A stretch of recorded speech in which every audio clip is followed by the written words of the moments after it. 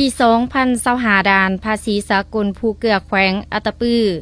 ได้รับตัวเลขมอบหมายแผนจัดเก็บรายรับจากภาษีประจำแขวงก็คือกรมภาษีจำนวน144ตือกีบผ่านการจัดตั้งปฏิบัติตัวจริงหมดปี2025สามารถเก็บรายรับได้236ตือกว่ากีบเท่ากับ164.31 ส่วนหอยของแผนการปีหรือเท่ากับ92ตือกว่ากีบเทียบใส่ระยะเดียวกันของปีผ่านมาเพิ่มขึ้น 59.68 ส่วนหอยท่านซีโมนอุทิคูลหัวหน้าด่านภาษีสากลภูเกือได้ให้สัมภาษณ์เมื่อวันที่22มังกรนี้ว่าสาเหตุที่พาให้การจัดเก็บรายรับอยู่ด่านภาษีสากลภูเกือได้ตามแผนการและลื่นแผนการ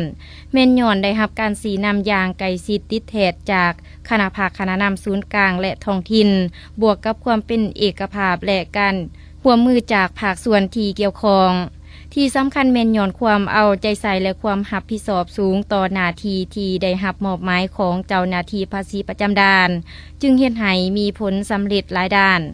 พร้อมนี้ก็มีบรรดากฎหมายบทแนะนำคำสั่งแจ้งการต่างๆเป็นบนอิงการจัดตั้งปฏิบัติจึงเฮ็ดให้การจัดเก็บรายรับภายใน1ปีผ่านมาปฏิบัติได้ลื่นแผนการ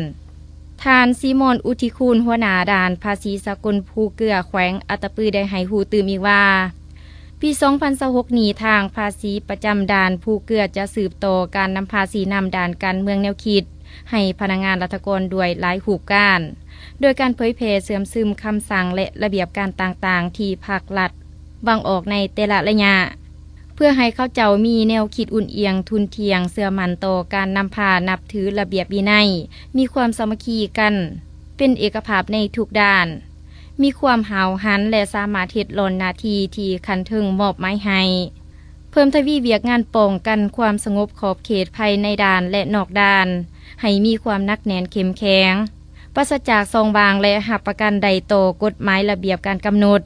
ซุ้มใส่การกฎการลาดตระเวนสกัดกั้นสินค้าเครื่องของหลักลอบหนีภาษีในทุกรูปแบบทั้งภายในด่านและนอกด่านเพิ่มทวีความรับผิดชอบต่อเวียกงานวีซ่าเฉพาะในแต่ละกลุ่มเวียกให้เข้มแข็งและหับประกันการบริการด่านความว่องไวให้ถูกต้องและทวงทันเวลา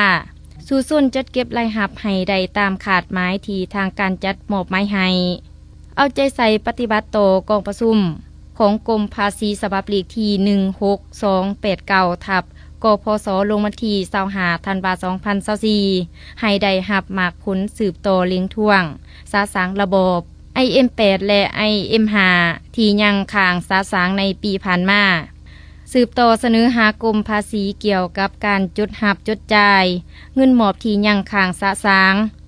สืบต่อดันสุกอยู่ให้บริษัทที่มาเคลื่อนไว้นำเข้าส่งออกให้มีเงื่อนไขกล่าวสู่บริษัทมาตรฐาน AEO